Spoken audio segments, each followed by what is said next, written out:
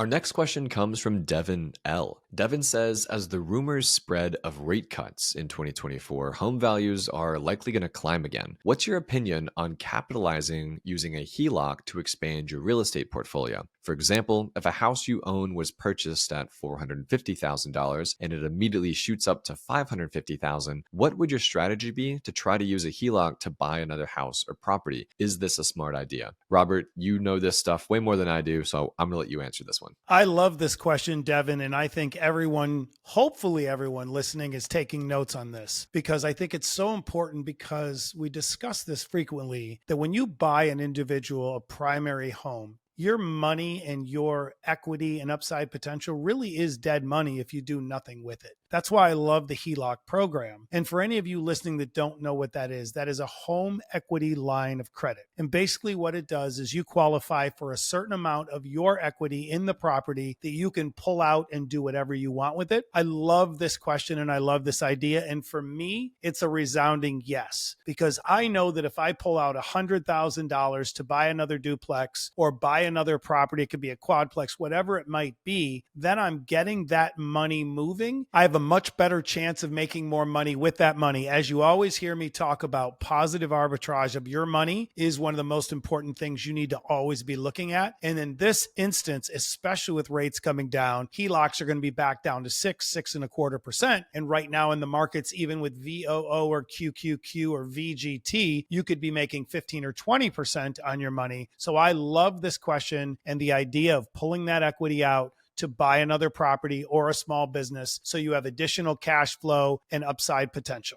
Robert, can you add some additional color? Because, for example, I bought my first property for, I think it was $280,000. Right now it's worth close to $400 or $415. And there was a mailer I got in the mail that was like, hey, pull out your equity. We'll give you a loan. It's called a HELOC. It's at like 7 or 8% interest. And so I was able, or I could have rather, pulled out like 60 grand or 70 grand or whatever the number was. So let's say I was Devin and I took out that 60 or 70 grand to go buy another property. How would is that the down payment? I mean, what property should I buy? Like, how would someone think about turning debt into a smart money move? In my opinion, as we speak here on January 4th, 2024, I think it's a great idea. If I were to pull out that $60,000 or $70,000, let's say I find a duplex in a growing area that I can buy for a reasonable price, then I would institute using the money from the HELOC for the down payment and any remodel costs and closing costs. But then also I would look at the 5% Fannie Mae loan program that's out right now. And then you're kind of double dipping, because you have this incredible mortgage program, but you've also then pulled your equity out of your house, a portion of your equity. So then that way, all of your money and your equity is being optimized. So I would get the HELOC,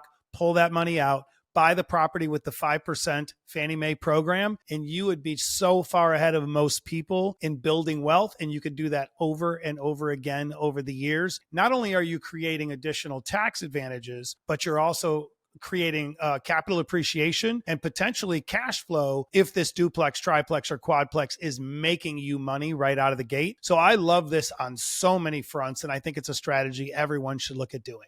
Got it. So the upside is both potential appreciation in like a duplex or a triplex over, call it 5, 6, 7 years. You might also get some month-to-month cash flow depending on tenants and rents in your area. But more importantly here, you're taking what would have been debt equity in a house, call it $60,000, $80,000, $100,000, and generating more appreciation, more cash flow with stuff that would have just kind of been hanging around. Yeah. And also you can look at it that you can have depreciation benefits as well against your earned income. So there's so many different ways to really kind of skin this cat, depending on if you're a W-2 earner, if you own your own company, are you a 1099 person? It really depends on your situation, but there's so many benefits to this strategy. I think everyone should look at it, especially for those people that bought their homes before the big run up, because you have that, equity already in the home. And sometimes it's quite a bit of equity. So why just let that sit there and be dead equity? I'd pull it out. Got it. Okay.